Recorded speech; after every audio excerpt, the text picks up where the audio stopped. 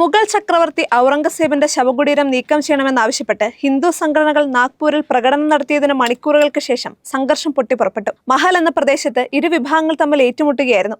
സംഘർഷത്തെ തുടർന്ന് 15 പോലീസ് ഉദ്യോഗസ്ഥർ ഉൾപ്പെടെ 20ഓളം പേർക്ക് പരിക്കേറ്റു. 25ഓളം ബൈക്കുകളും 3 കാറുകളും കത്തിച്ചു. 17 പേരെ കസ്റ്റഡിയിലെടുത്തു. നഗരത്തിൽ നിരോധനാജ്ഞ പുറപ്പെടുവിച്ചു. ഔറംഗസേബിന്റെ ശവകുടീരം പൊളിക്കണമെന്ന് VHP ആവശ്യപ്പെട്ടിരുന്നു.